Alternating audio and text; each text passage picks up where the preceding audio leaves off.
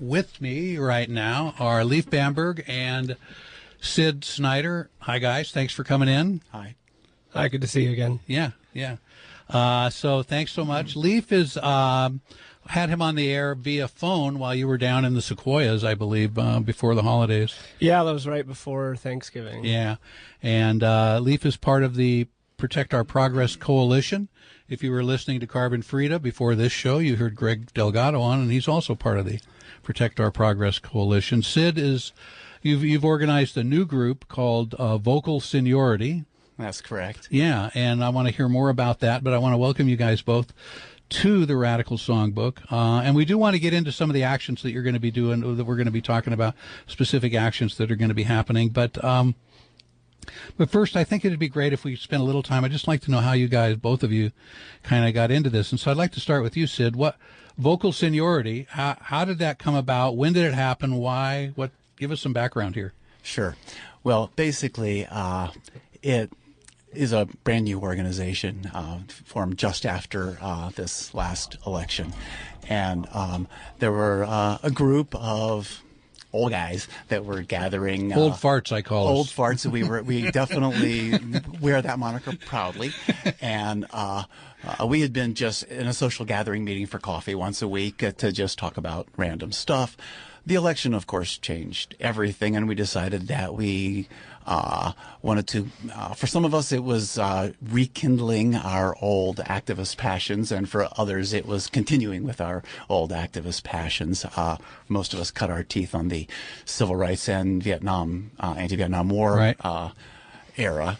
Yep. And we've all agreed that it was a time to bring some of that to what's happening today, because we fear for what the new administration and new Congress, what kind of damage they can do to the progress that we've made thus far. Yeah, absolutely. And so, you were at a workshop that that Lief organized, Lief participated in, was one of the leaders at the library, right? Yes, well, a few of us were there for part of that, and it was, I guess one of the things about being an old fart is you do get somewhat set in your ways, and we have in our heads ways that we knew that we felt were effective back in the day, right. And we feel that some of those things need to be brought forward to now and going forward. So we decided to create a group outside of our little social circle, and dedicate it to working positively on trying to get us all back on track. So we decided that we would make a group. We are not into formality. We're not a membership organization. We're not a fundraising organization. We are not. We're not an incorporated as a thing. We're not a 501c3. Right. Okay. Yeah. We're a bunch of people that just want to get out and do the work of Great. moving things forward. We do, however, actually have a website. Each of us kicked in a few bucks and got the right to do that. And I'd never built a website in my life, but I did last week. And so, and if folks want to see kind of what we are, you can go to thevocalseniority.org. Thevocalseniority.org. Great. That is correct. All right. And Lief, I know that you, I think I met you the day of the big march. There was a big march and rally here. For those of the listeners who don't know, there was a huge march and rally in downtown Bend on Saturday after the election. 400 plus people. It was just totally amazing. And you were one of the people that sort of organized that. You were one of the people that got that going. Yeah.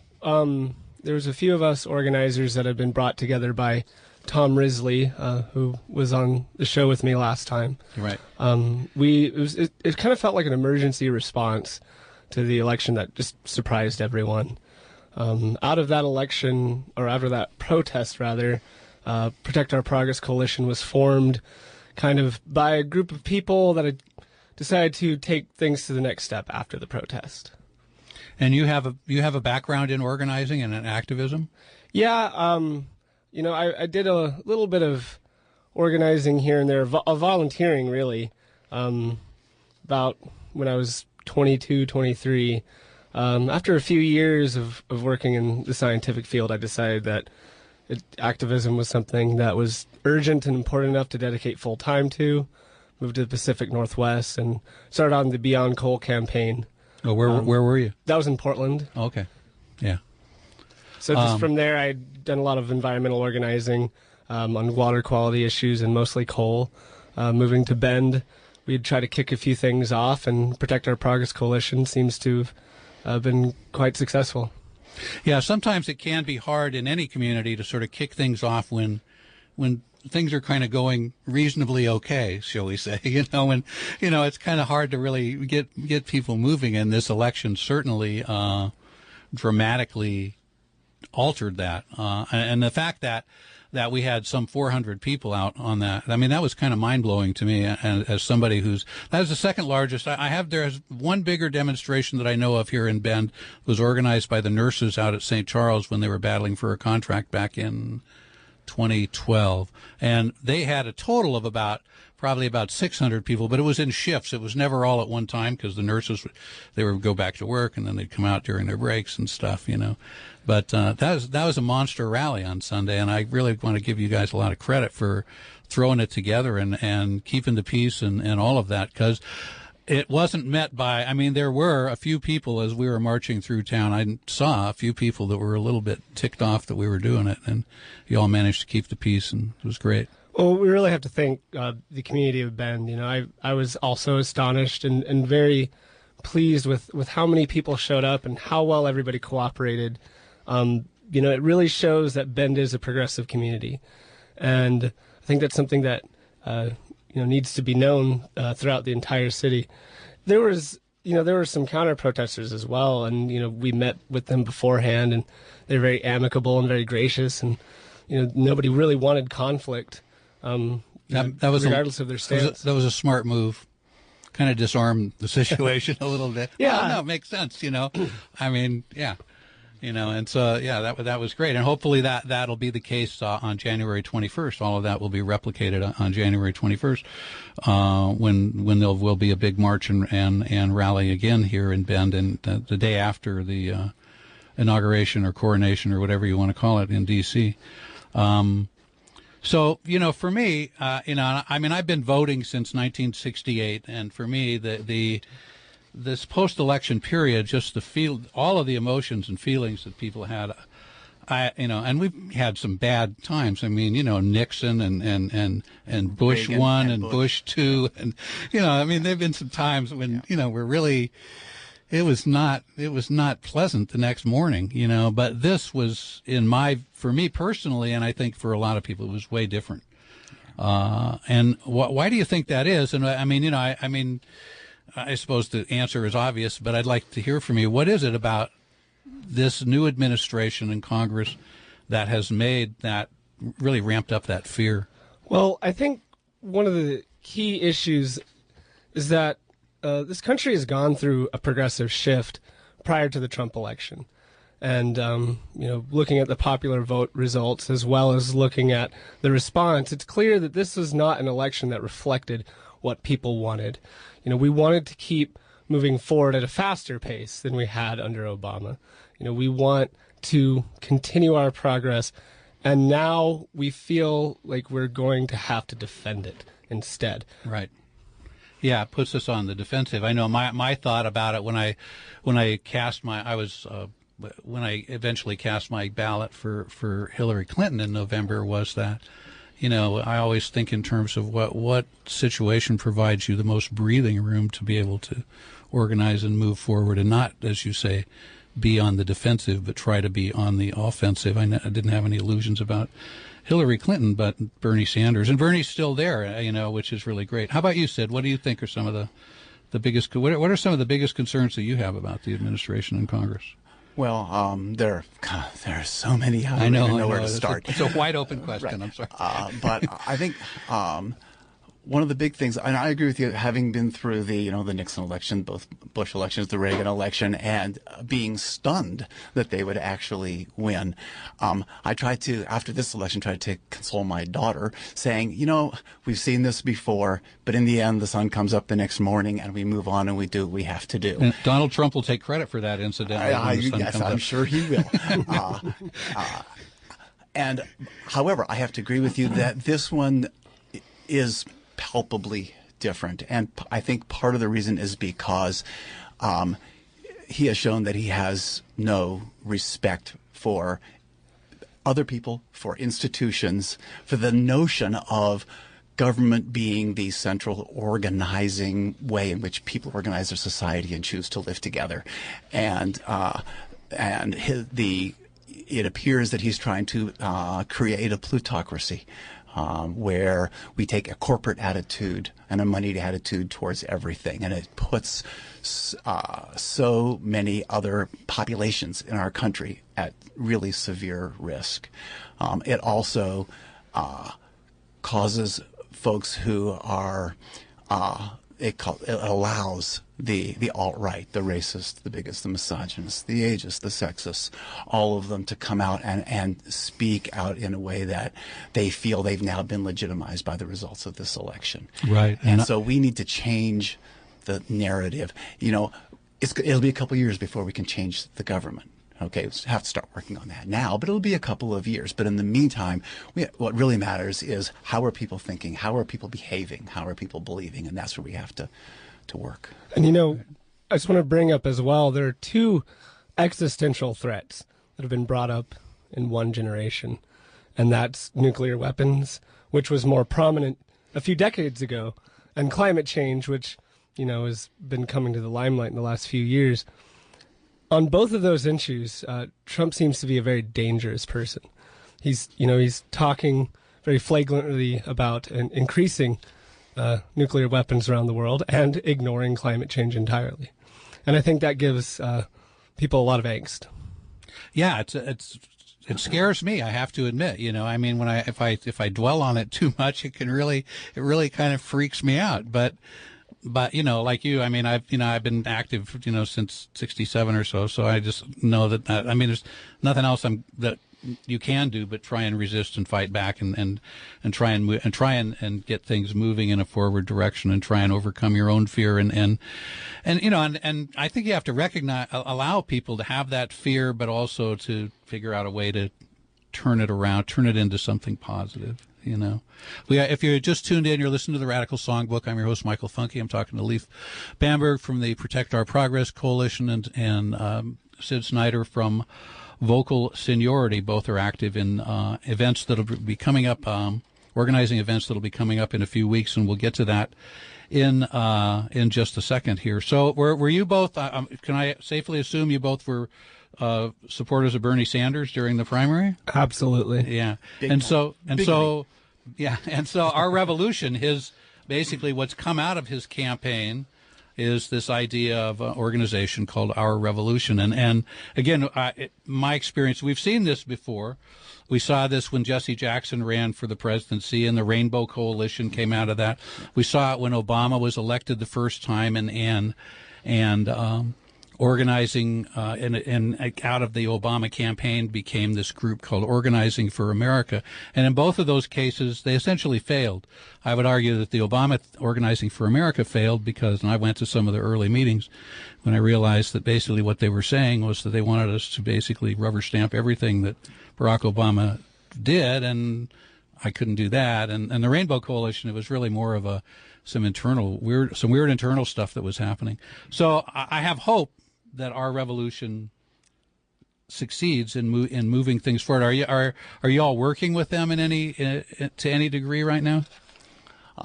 We're not. Yeah. Right now, so personally, I believe that the way real change happens is a lot of local things as opposed to one large central organizing entity. Mm-hmm. And that's where the Vocal Seniority is currently focused. You know, here's where we live, here's where we can make a difference, and here's where we're going to do it. Taking from the playbook of the 60s, when you do have this nationwide thing like, say, the anti-war movement. The fact is that there were many, many different things that needed to be done. You have to work things from the inside. You have to work things from the outside. And you have to work locally. And you have to work locally, okay? And you work, when you're doing things on the inside, you have people that are working with your local governments, the county governments, your state governments, your federal government. When you're working from the outside, you're taking it to the streets. You may be doing mainstream things like writing and calling your representatives, and you may be engaging in nonviolent civil disobedience and laying your body on the line and getting hauled off from the back of a paddy wagon. And all those various different ways of approaching and addressing change, they're all legitimate. They all need to happen. And each person locally finds the way in which they think they can best contribute and do that. Yeah, I would definitely mirror that thought. I think traditionally a way to organize, at least in the environmental movement, had been these national, large NGOs that would kind of come in and take over. But, there's been a big shift in that as well. The idea is for the large movements to support the local movements, to support the autonomy, to support the decentralized organizing, to build grassroots leadership within communities themselves. A great example is Women's March on Bend.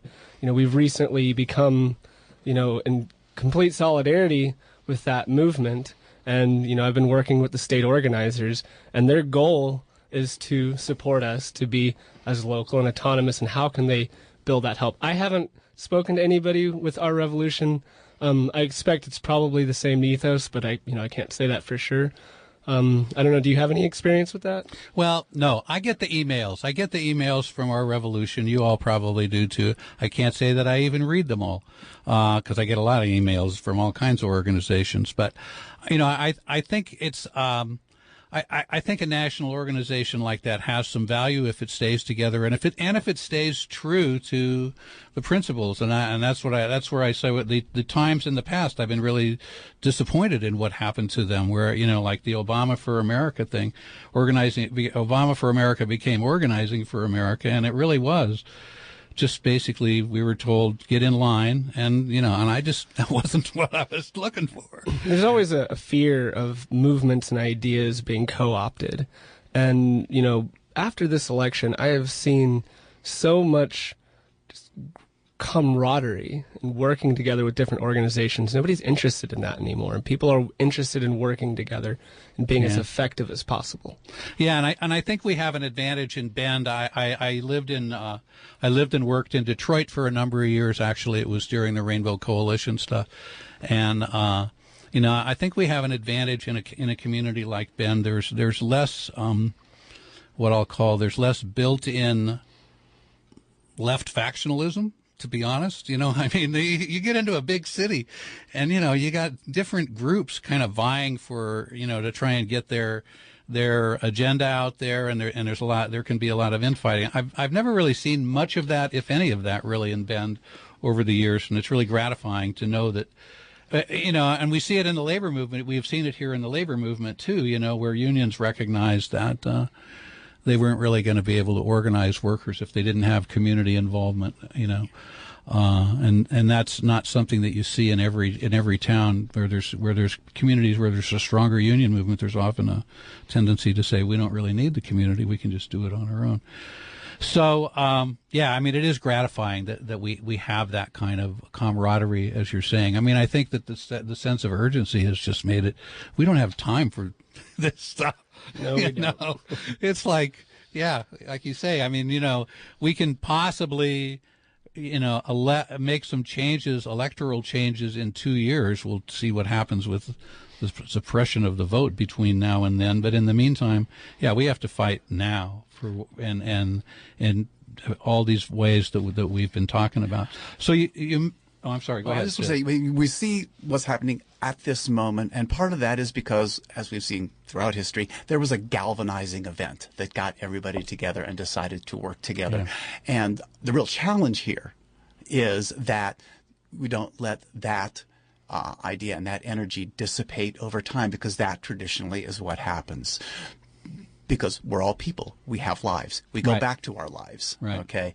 And I think that the real challenge that we have is to just keep it rolling, and to try to help articulate the ways in which people can be active participants at the level they wish without having to give up their lives. Right. And in that sense, I think that we can take advantage of things that are offered by organizations like Our Revolution when they're proposing ideas that you don't have to jump on every single one that comes down the pike, but it does appear that their aim is to localize activities, that they're not, I think they're recognizing that not everybody can go to Washington D.C. for all kinds of reasons, or wants to go to Washington D.C. and that really isn't what everybody should do anyway. I think Sid really hit the nail on the head. In fact, we actually had this conversation the other day. We've both been part of coalitions that have failed, and as you said, as people get territorial, they get their turf, they have their agenda, and as coalition movements become successful, that's when everybody tries to pull things their own way. Right. Having that experience personally as well. The goal with Protect Our Progress Coalition has been only to build the infrastructure of solidarity. We don't have an agenda. Our agenda is going to be created by our, member and affiliate organizations. So hopefully, we can keep that energy alive. That's our aim. Yeah. Yeah, well, what you said reminds me of some work that I did when I lived in apartment complexes in New York City and Detroit, where we were engaged in tenant organizing and even a tenant rent strike, and which were very successful. And except that once we were successful in getting management to do things, then we lost momentum. People were placated. It was, because like you say, they have lives, and some of them really all they wanted was new paint in their apartment, and once they got that, they were okay. And so, yeah, holding it together over the long term is really, and I really admire you both for acknowledge you both for recognizing that early on, that's really essential. And events are one of the ways that we can do that, of course. And so we have some events coming up. You mentioned the Women's March, and it was initially called for D.C., and then we heard about one in Portland, and now we've got one in Bend. What's going to actually, and there had already been this call for the march on the 21st. So are there actually going to be two marches that converge, or? No. So Protect Our Progress Coalition had invited about 20 organizations together to have an inauguration march. And it's something that we were planning independently. About halfway through our organization, we get wind of the Women's March on Washington and how it has sister marches organized all over the country now. And we got in touch with an organizer who may or may not have been organizing one in Bend. So after some discussion, she'll be organizing one in Bend, because originally it was just a carpool to get to Portland or Washington. But we decided, it takes a lot of privilege to protest, to travel, and we do need to make sure that Bend's progressive community has a voice. Right. So for those important reasons, there is a Women's March on Washington sister branch here in Bend, Women's March Bend, and they're being they're Protect Our Progress's march is in solidarity with it. So those marches will happen at the same time. So there'll be two separate. They'll actually at this stage, it looks like there are two marches. No, there's really only one. Okay. It's the Solidarity March. Yeah. Yeah. It's not a bad idea. And when I lived in Detroit, there used to be, because the labor movement could get so fractioned for a while in Detroit, there were actually two Labor Day marches. And finally after years of this, somebody managed to get these two marches to at least converge. At the end, they started in two separate places, but they came together in one. There were two marches on November 9th. I know, at separate times even. I know. Right. Well, because we had talked to some of the organizers of that, and they were all high school students. And I know. They said it was important for them to have their own march, to have their own voice heard. And as appearances went, it went right after ours. Yeah. So it great. Seemed like one march. Yeah. And I think both tactics can be effective. So after having, some internal discussion, it seemed like the most effective thing we could do is have one solidarity march with the Women's March on Bend. And so, can you lay out what some of the what can people expect on that day? Where do they go? Where do you convene, and how is it going to play out? So we'll be starting at Drake Park Amphitheater at 11 a.m. on Saturday, January 21st. There'll be sign making and some other family friendly events. The march will start at noon, and afterwards, we'll be having some tabling events with a lot of the organizations that are participating, and we'll have a speakers corner, we'll have some music, and just kind of make it a fun event as well as an active event. There's no reason why you can't, enjoy the activism that we're expressing here. Oh, absolutely. No, and in fact, I'm reminded of back in 2004 when George Bush was reelected president. There was a big.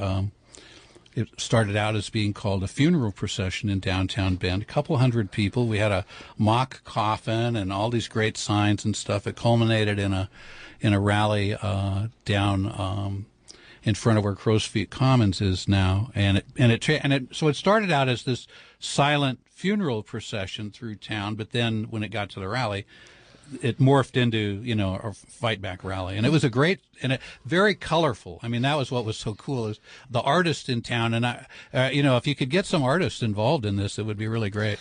The Solidarity March is not about anger, and it's not about fear.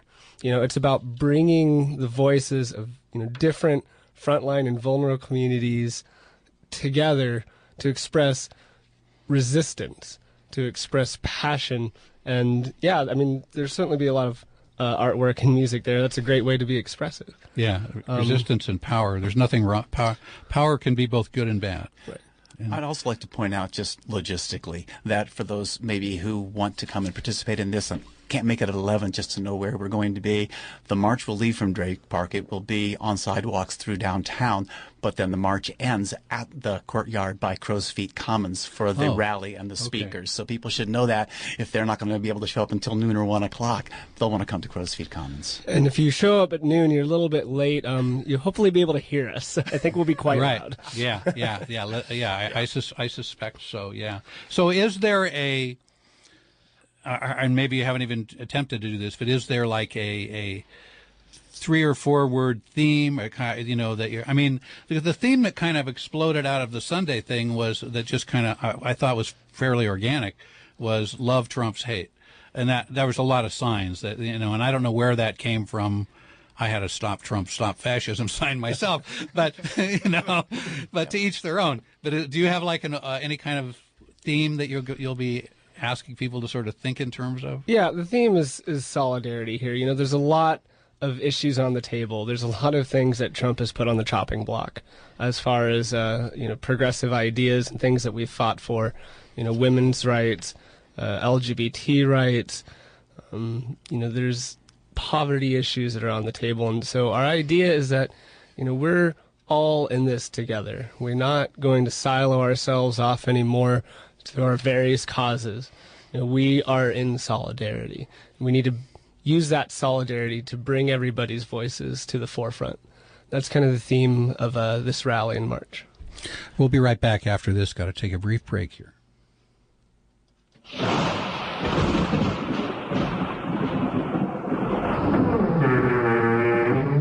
No Blue Mondays when I listen to Interzone. 80s inspired music with Eric, Saturdays at 6 p.m. I'll melt with you.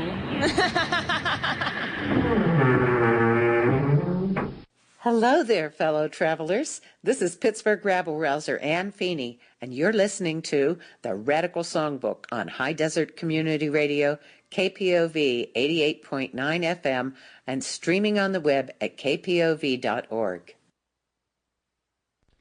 And we're back. We were in the middle of talking here about where we're going here. So, there are some, in addition to the January 21st event, actually there are a few events that I know are not related directly to the work that you're doing, but there are some other events that are coming up at the library in Redmond on January 24th. There'll be a a presentation on Wonder Woman and the feminist movement, and then that'll also be on January 29th at the library. So that sounds kind of cool. And there's going to be a presentation on January 26th at the East Bend Library out on the east side on American populism, past and present, which it's being led by Jim Foster at OSU Cascades. That's one I'm kind of interested in because there is right populism and left populism, and they are not the same. They are not even close. And in fact, I'm not sure that I would even say that there really is right populism, but that would be a topic for discussion. But some other events.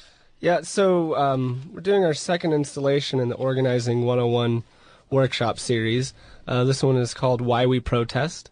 It will be on Saturday, January 14th in the Brooks Room at the library from 1 to 2 p.m. January 14th, 1 to 2 p.m.? Yes. Okay. In the Brooks Room. Brooks Room, which is the main Bend room Central there. Library. Yeah. Right. Okay. And you'll be leading that? Yeah, I'll be leading that with another seasoned protester, somebody who's done a lot of civil disobedience and nonviolent direct action. Oh, interesting. So you'll be talking about some civil disobedience and potentially. Right, yeah, it's good to understand the different tactics of, different protests, marches, rallies, and what those mean and how to incorporate them as effectively as possible. Yeah, absolutely. Yeah, and civil disobedience, as you mentioned earlier, Sid, it has been historically and is really an important and viable democratic way for people to protest and exercise their rights. It's also something that takes a great deal of organization. I mean, you don't want to just sit down. you want to know what everybody's going to do. You want to have a lawyer handy. All of these kind of things. Any other events or activities that you have coming up? It sounds like there's a lot going on. Well, if you want to get more information on the POPC Solidarity March, we're under one Facebook event. It's facebook.com/Women's March Bend. And and again, we are the Vocal Seniority at thevocalseniority.org. And actually, our full name is the Vocal Seniority Raising Cane. And that's a CANE. Our props are canes. And we will be at the rally and the march with our canes and raising them. And I would also like to point out that while we're called the Vocal Seniority, which if you haven't yet figured out is kind of a play on the Nixon years and the silent majority, and we are neither silent nor the majority, but we are vocal. Right Even though we call ourselves the Vocal Seniority, and it is seniors who have kind of gotten together to put this group together, we believe it's a state of mind. You can be 12 and you can be 112 and still be part of the Vocal Seniority. If you want to come and march with us under our banner, bring your cane. All right, do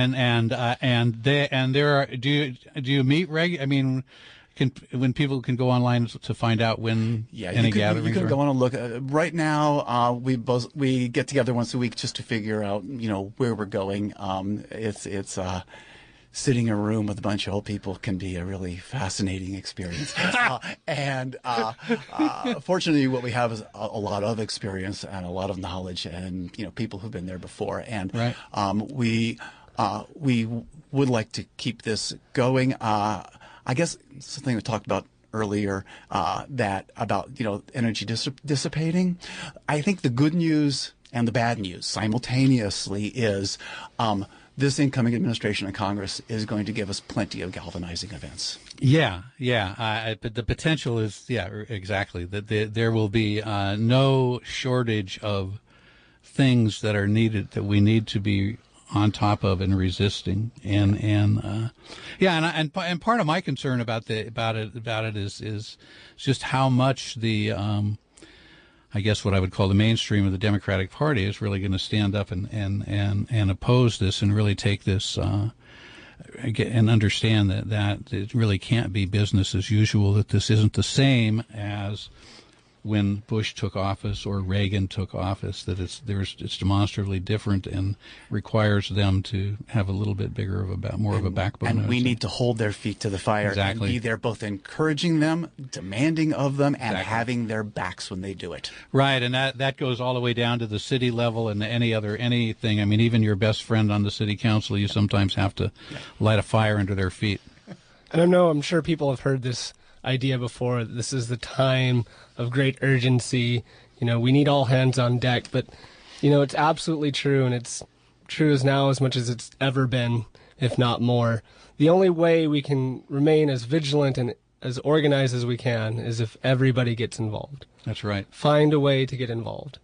Absolutely. Yeah, and people have to understand that, Matt, it's not individuals in power, quote unquote, in power, that really make the progressive social change. As I've said before, LBJ didn't wake up one morning and slap his head and say, "Oh my God, I've got to sign the Voting Rights Act."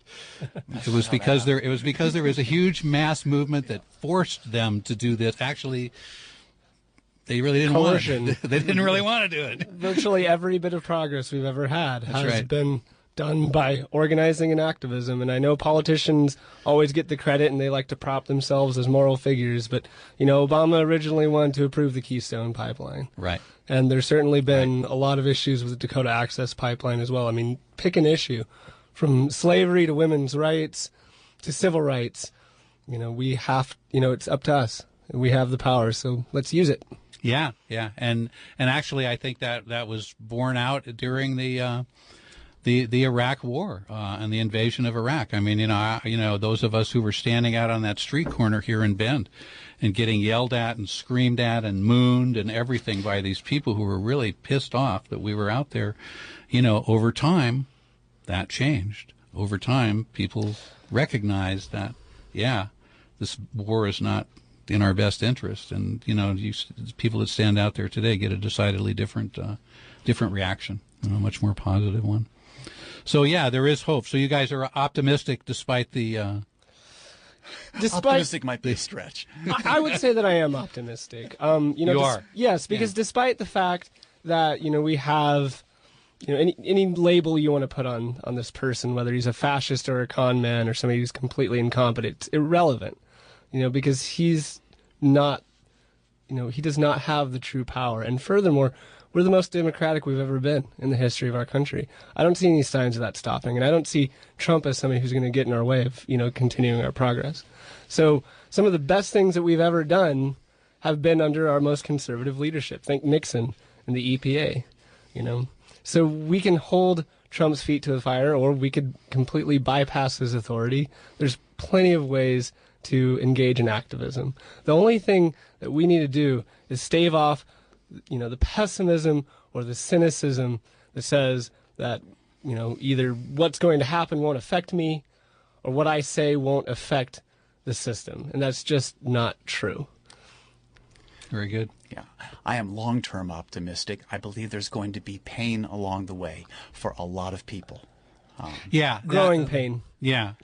Well, yeah. No, I mean, there are things that are probably going to happen over the next couple of years that are really going to be setbacks, and it's really going to be, when I think of things like Roe versus Wade and stuff like that. I mean, that potentially can be overturned, and it's really going to be a challenge to activists and to activist leaders such as yourselves to make sure that people, are willing to continue resisting and don't give up. You're